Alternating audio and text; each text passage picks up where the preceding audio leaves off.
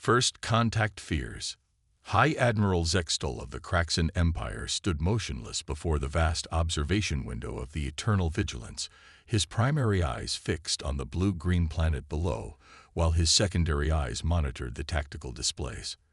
After 3 centuries of expansion across the galaxy, the Kraxan had finally encountered another spacefaring civilization, or at least one on the cusp of achieving that status. Update on the human transmissions. Analysis Officer. He commanded, his vocal sacs vibrating with carefully controlled authority. Analysis Officer Miraven approached, her crystalline data tablet clutched in all 4 hands. High Admiral, the humans continue to broadcast their messages openly, without encryption. They seem to have detected our presence but show no signs of panic or military mobilization. Curious, Zextal mused, his cranial frills rippling with interest. What is their response to our presence? That's the concerning part, sir. Miraven's lower hands tightened on her tablet. They're requesting what they call a diplomatic summit where they want to, in their words, break bread with us. The bridge fell silent. Zextal's frills flattened against his skull. Break bread. They wish to destroy their sustenance in our presence. Is this some form of threat display? Unknown, sir, but there's more. Miraven's voice quavered slightly. They've mentioned wanting to pick our brains and digest the situation together. The tactical officer, Carol, abandoned his post and approached. High Admiral, these humans speak constantly of consumption. Our cultural database has recorded thousands of references to devouring knowledge, hungry for success, and feeding their curiosity. They appear to be obsessed with the act of consumption on both physical and metaphysical levels. Zextal's secondary hearts began beating faster. The Kraxan Empire had encountered many species in their expansion, but none that spoke so casually about consuming abstract concepts. Their scientists had theorized about species that could feed on thoughts and emotions, but such beings have been considered purely theoretical. Play the human transmission, he ordered. The holoscreen flickered to life, showing a human female with short dark hair and what the cultural database identified as professional attire. Greetings, visitors to Earth. I am United Nations Ambassador Chen. We would be honored to have you for dinner at our diplomatic facility to discuss peaceful relations between our peoples. Multiple officers gasped. Have them for dinner. The implications were horrifying. High Admiral, the xenobiologist, Dr. Rensa, spoke up from her station. Our preliminary scans show humans are omnivorous creatures with highly acidic digestive systems. They regularly consume other life forms for sustenance. Zextal's third heart nearly stopped. Are you suggesting they intend to consume us during this diplomatic summit? Their language certainly suggests so. Miraven added. They speak of having people over, meeting over meals, and dining with friends. Yet our scans show no evidence of psychic abilities or energy-draining technologies. Somehow, they accomplish these feats through purely biological means. The bridge erupted in worried whispers. Zextal raised his primary arms for silence. The Kraxan Empire had not become the dominant force in their sector of space by showing fear. Yet these humans, with their casual references to consumption and their apparent ability to digest abstract concepts, were unlike anything in their experience. Send a response, he commanded after several moments of contemplation. Inform them we need time to prepare for this diplomatic summit. Meanwhile, increase our defensive shields and begin analyzing every scrap of human communication we can intercept. I want to know exactly what we're dealing with here. As the crew rushed to comply, Zextal returned his gaze to the planet below. The humans showed no sign of hostile intent, yet their very language suggested capabilities that defied comprehension. What kind of species could speak so casually about consuming time, digesting information, and having others for dinner? Whatever the humans were, Zextal had a growing suspicion that the Kraxan Empire's first contact protocols were woefully inadequate for this situation. Perhaps he mused as his frills twitched nervously, It was time to contact the Imperial Council for guidance. A new message from Earth appeared on the main screen. We look forward to sitting down with you. We have so many ideas to chew over together. Zextal's fourth heart nearly gave out. Cultural confusion. Dr. Sarah Chen hadn't expected her first extraterrestrial diplomatic assignment to involve quite so much waiting. The alien vessel, a massive structure that dwarfed anything humanity had ever built, had been orbiting Earth for 3 days now, responding to each communication with increasingly bizarre requests for clarification. They want to know if our thought consumption protocols require any special preparation, her assistant, James, reported, looking up from his tablet with a puzzled expression. And they're asking about the safety measures we have in place to prevent, and I quote, uncontrolled metaphysical digestion during diplomatic exchanges. Sarah rubbed her temples. The translation matrices were working perfectly. Every word was coming through clearly in both directions. Yet somehow, their messages seemed to be getting lost in translation. Send another clarification, she instructed. Explain that we simply want to meet peacefully and share a meal while we discuss potential relations between our species. The response came back almost immediately. You wish to simultaneously consume sustenance and engage in diplomatic discourse. Is this some form of ritualistic power display? In the Eternal Vigilance's command center, High Admiral Zextal reviewed the latest human transmission with mounting concern. His scientific team had spent the past 3 days analyzing human communication patterns, and their findings were troubling. Look at this, Dr. Rensa pointed to a series of intercepted human messages. They speak of feeding their minds with knowledge, digesting information, and hunger for success. Yet our scans show no evidence of psychic consumption apparatus in their neural structure. Perhaps, suggested Tactical Officer Carroll, they've developed some form of biological adaptation that allows them to consume abstract concepts without technological assistance. The Admiral's frills rippled with distress. Show me more of their communication patterns. Here's a concerning thread of messages. Miraven brought up a new display. Humans frequently discuss brain food and food for thought. They appear to have developed some method of converting physical sustenance into mental energy. A junior analyst burst into the command center, all 6 appendages trembling with excitement. High Admiral, we've intercepted something called a cooking show. The humans are publicly broadcasting their consumption preparation rituals. The footage played on the main screen, showing a human wielding sharp metal implements while explaining how to feed a crowd and satisfy hungry minds. The command center fell silent as they watched the human demonstrate various methods of preparing organic matter for consumption. By the eternal void, Carroll whispered, they're not even trying to hide it. Meanwhile, on Earth, Sarah was reviewing the aliens' latest message with her team. They want to know if our appetite for knowledge will be satisfied by standard diplomatic protocols, or if we require additional conceptual sustenance.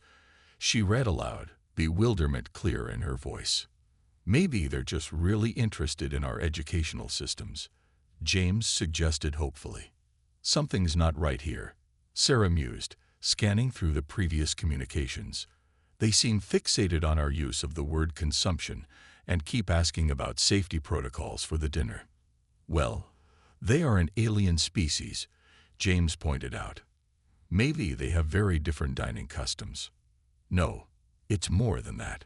Sarah began pulling up their earliest messages. Look at how they responded when we first invited them to dinner. Their whole tone changed after that. In orbit, the Kraxan command staff had convened an emergency meeting. The latest human transmission had sent waves of anxiety through the crew. We're hungry to learn more about your species and can't wait to pick your brains over dinner. They're not even attempting to be subtle anymore, Carroll observed, his secondary arms wrapped tightly around himself in a self-comforting gesture. High Admiral Zextal faced a decision that would affect not just his crew, but potentially the entire Kraxan Empire. The humans clearly possessed capabilities that defied their understanding of physics and biology. Their casual references to consumption of knowledge and thoughts suggested either a terrifying level of technological advancement, disguised as primitive development, or worse, natural abilities that had evolved beyond the Kraxen's comprehension. "Send word to the Imperial Council," he commanded. "Mark it as highest priority. Include all our findings about human consumption capabilities. Request immediate guidance on how to proceed with a species that appears to treat the consumption of abstract concepts as a routine social activity." As the message was dispatched, the Admiral turned his attention back to Earth. The humans had just sent another transmission. "We've prepared a feast for thought-provoking discussion. Our most brilliant minds are hungry to meet you." In the background, several junior officers fainted. The Great Misunderstanding. Dr. Sarah Chen stood in the newly constructed First Contact facility, supervising the final preparations for the diplomatic dinner. Something about the aliens' communications had been nagging at her linguistic instincts, but she couldn't quite put her finger on it. Their messages had grown increasingly formal and tense, filled with repeated requests about consumption safety protocols and metaphysical digestion containment. "Dr. Chen," James burst into the room, tablet in hand. "The Kraxen ship is showing unusual energy readings. They've doubled their shield strength, and they're maintaining what appears to be a full combat stance." Sarah frowned, but they agreed to send a diplomatic delegation. Why would they? She stopped mid-sentence, her eyes widening as she stared at the elaborately set dining table. Oh no. In orbit, High Admiral Zextol prepared for what might be his final mission. The Imperial Council's response had been swift and unprecedented. "Proceed with extreme caution. Gather intelligence on human consumption capabilities. Retreat immediately if they demonstrate ability to digest consciousness." "The diplomatic team is ready, High Admiral," Miraven reported. The chosen representatives wore the newest version of personal shield generators, modified to theoretically protect against both physical and psychic consumption attempts. "Remember," Zextol addressed the nervous delegation, "at the first sign of thought consumption or temporal digestion, activate your emergency teleporters. We cannot risk the humans acquiring knowledge of our defensive capabilities through their feeding process." The delegation pod descended through Earth's atmosphere, escorted by a squadron of combat drones disguised as honor guards. On the ground, Sarah was having an epiphany as she frantically reviewed the translation matrices. "James, look at this." She pointed to her screen. "The translation matrix is rendering our metaphors literally. When we say we want to have them for dinner, it's translating as, 'Oh God.'" She grabbed her phone, but it was too late. The Kraxen delegation had landed. The arrival chamber hummed with tension as the alien representatives emerged. They moved with careful precision, their multiple arms held close to their bodies, cranial frills flat against their heads in what Sarah now recognized as a defensive posture. Their eyes, both primary and secondary pairs, darted nervously around the room, paying particular attention to the humans' mouths. "Welcome to Earth." Sarah stepped forward, careful to maintain what she hoped was a respectful distance. "We're honored to. We are prepared for your consumption ritual." The lead delegate interrupted, voice quavering slightly. "We request that you limit your digestive activities to conventional matter only." Sarah blinked. Behind her, James was frantically scrolling through the communication logs on his tablet, his face growing increasingly pale as he finally understood the source of the confusion. "Oh my God," he whispered. "They think we're going to eat them." Before Sarah could respond, one of the human serving staff entered the room, smiling brightly. "Dinner is ready. I hope everyone's hungry for some stimulating conversation." The effect was immediate and catastrophic. The Kraxen delegation's protective shields flared to life in a brilliant display of energy. "They ignite it," the lead delegate screamed in perfect English. "Emergency porotosivolas engaged." "Wait." Sarah held up her hands. "This is all a misunderstanding. We don't literally." But the aliens were already activating their teleporters, their forms dissolving in a flash of light. Through the facility's windows, Sarah could see the escort drones ascending rapidly, their disguise protocols forgotten in their haste to retreat. In orbit, High Admiral Zextel received the emergency transmission from his delegation. Humans ATHMPTD20A98 con Seus Nies con Suamtian. Metaphorical digestion imminent. Immediate RET Rico dead. The Eternal Vigilance's engines flared to life, its massive form turning away from Earth with surprising grace for a vessel of its size. Within minutes, the entire Kraxan fleet had engaged their faster-than-light drives, leaving behind only a rapidly dispersing cloud of energy particles and a very confused group of human diplomats. Sarah stared at the elaborate dinner table, set with Earth's finest china and carefully selected delicacies from around the world. Well, she said to no one in particular, I guess they weren't hungry after all. James checked his tablet. They're broadcasting a message across all frequencies. It's a warning to other species about Earth. What does it say? Beware the humans. They consume not just matter, but thoughts, time, and knowledge itself. They speak casually of devouring ideas and digesting information. They are beyond our comprehension. May the void have mercy on any who accept their dinner invitations. Truth and translation. The United Nations Security Council chamber buzzed with barely contained chaos. On the main screen, a recording of the Kraxan fleet's dramatic departure played on loop, while representatives from Earth's nations argued about the implications of their first contact's spectacular failure. Dr. Sarah Chen stood at the podium, explaining her discovery about the translation error. Their language appears to be entirely literal. They don't use metaphors or idioms the way we do. When we invited them to dinner, they thought we were actually proposing to, well, eat them. But surely they must have some form of figurative speech, the French representative interjected. How do they communicate abstract concepts? That's just it, Sarah replied, pulling up her analysis. The Kraxan language uses highly specific and technical terminology. Where we might say food for thought, they would say information requiring analysis. Our casual use of consumption-related metaphors terrified them, because they interpreted everything literally. In deep space, aboard the Eternal Vigilance, High Admiral Zextal was facing his own crisis.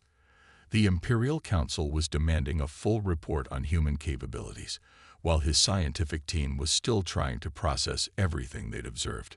Play the final transmission again, he ordered, his frills still refusing to relax even at their safe distance from Earth. The screen showed Dr. Chen's last words before they'd activated their emergency teleporters. This is all a misunderstanding. Focus our analysis on that word, Zextal commanded. Misunderstanding. What exactly did she mean? Dr. Rensa approached with a new data tablet. High Admiral, I've been reviewing our linguistic databases. It seems we may have made an error in our translations. Explain. Humans appear to use consumption-related terms in ways that don't actually involve consumption. They have a linguistic pattern we've never encountered before. They use concrete terms to describe abstract concepts. Back on Earth, Sarah was making a similar breakthrough. She'd spent days analyzing the Kraxan's transmissions, and a pattern had emerged. Look at this, she told her team, highlighting sections of text. Every time we used an idiom, their responses became more panicked. They weren't just being cautious. They were genuinely terrified that we had evolved some kind of psychic consumption abilities. James, who hadn't left her side since the incident, leaned in to study the data. So when we said we wanted to chew over some ideas, they thought we literally wanted to masticate concepts. Yes. Sarah couldn't help but smile despite the seriousness of the situation. And when we talked about digesting information, they assumed we had some biological process for consuming knowledge. James shook his head in amazement. No wonder they ran. In the depths of space, the Kraxan scientific team was reaching similar conclusions. High Admiral, Dr. Rensa announced, her secondary eyes wide with excitement. I believe we discovered something extraordinary about human communication. The command center gathered around as she explained. Humans use something called metaphorical language. They describe one thing in terms of another, not because they can actually perform the action, but to create linguistic imagery. Are you suggesting? Zextel's frills began to lift slightly, that when they invited us to dinner, they merely wanted to share a meal while discussing diplomatic relations. Rensa confirmed. They don't actually consume consciousness or digest time. It's simply how they talk. The bridge fell silent as this revelation sank in. Finally, K-Roll spoke up. So when they said they were hungry for knowledge, they were expressing a desire to learn, not announcing their intention to devour information through metaphysical means. Rensa finished. Zextel's secondary hearts gradually returned to their normal rhythm as he processed this information. Are you absolutely certain? Yes, High Admiral. In fact, reviewing their transmissions with this new understanding, the humans appear to be quite peaceful. Their use of these metaphors seems to be a sign of linguistic sophistication, not a threat. On Earth, Sarah was preparing a new transmission. If she was right about the nature of the misunderstanding, there might still be a chance to salvage this first contact. She carefully composed the message, avoiding any idioms or metaphors. To the Kraxan Empire, we request an opportunity to explain our communication methods. We now understand that our use of figurative language caused confusion. We propose a direct exchange of linguistic information to prevent future misunderstandings. No consumption of any kind will be involved. A feast of understanding. 2 weeks after the disastrous first contact attempt, the Eternal Vigilance once again entered Earth's orbit. This time, however, things were different. The massive ship's defensive shields remained at normal power, and High Admiral Zextel's frills were raised in what humans would soon learn was an expression of cautious optimism. Translation protocols recalibrated. Miraven reported, all 4 hands steady on her console. All metaphorical language will now be flagged and properly interpreted. Dr. Rensa had spent the intervening time creating a comprehensive guide to human figurative speech. It's fascinating, really, she explained to the bridge crew. Humans use these metaphors to make complex concepts more relatable. They're not actually consuming knowledge when they digest information. They're simply processing it mentally, like we do. Down on Earth, Dr. Sarah Chen had made similar preparations. The new first contact facility had been carefully designed with clear, literal signage. The diplomatic team had been thoroughly trained to avoid idioms and metaphorical language in their initial conversations. Remember, she briefed her staff, no talking about food for thought or hungry for knowledge. We need to build trust first, then we can gradually introduce them to figurative speech. The Kraxan delegation's landing was markedly different from their first arrival. Instead of nervous, shield-protected diplomats, a team of curious scientists and cultural experts emerged from their transport, led by High Admiral Zextel himself. Welcome to Earth, Sarah greeted them, using carefully literal language. We are pleased to engage in diplomatic discussions with you. Zextel's frills rippled in what Sarah now understood was appreciation. We are grateful for this opportunity to correct our previous misunderstanding, he replied. Our linguistic experts have been studying your metaphorical language with great interest. The meeting proceeded smoothly, with both sides making careful efforts to understand each other's communication styles. The humans learned that the Kraxan expressed abstract concepts through precise, technical terminology, while the Kraxan began to grasp the creative efficiency of human metaphors. So when you say time flies, Dr. Rensa clarified during one particularly enlightening exchange, you're not suggesting temporal units have achieved aviation capabilities. Sarah laughed, then quickly explained that human laughter indicated amusement rather than aggression. Exactly. We use familiar concepts to help describe unfamiliar or abstract ones. As the day progressed, the Kraxan delegation grew increasingly fascinated by human linguistics. They discovered that what they had initially interpreted as terrifying threats were actually sophisticated communication tools that allowed humans to convey complex ideas through simple, relatable concepts.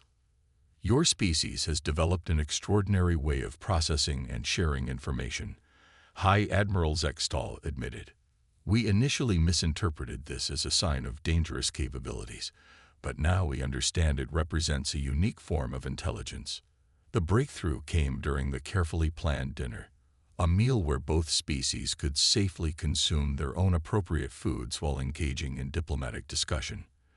As they ate, the humans gradually introduced their visitors to more of their idioms, each one carefully explained and analyzed.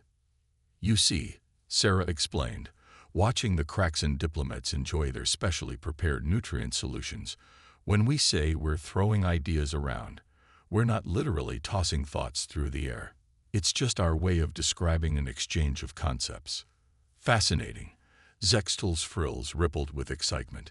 Your language allows you to create new understanding by combining familiar concepts in unexpected ways. It's quite brilliant, actually. By the end of the evening, what had begun as a terrifying misunderstanding had transformed into a unique opportunity for both species. The Kraxan's technical precision complemented human linguistic creativity, creating the potential for a powerful alliance. As the delegation prepared to return to their ship, High Admiral Zextal made an announcement that would be remembered in the histories of both species. The Kraxan Empire formally requests to establish permanent diplomatic relations with Earth. We believe our different approaches to communication and understanding could benefit both our peoples. As humans might say, he added, his frills rippling in what they now recognized as amusement. This could be food for thought for both our species. The human delegation broke into appreciative laughter, while Zextal's staff looked on with a mixture of horror and fascination at their leader's first attempt at human metaphorical speech. In the years that followed, the story of humanity's first contact would be told countless times, how a simple dinner invitation had nearly sparked an interstellar incident, and how the very thing that had initially terrified the Kraxan, humanity's creative use of language, had ultimately become the foundation of a lasting alliance between the species. And in the end, both humans and Kraxan agreed that it had given them all plenty to chew on.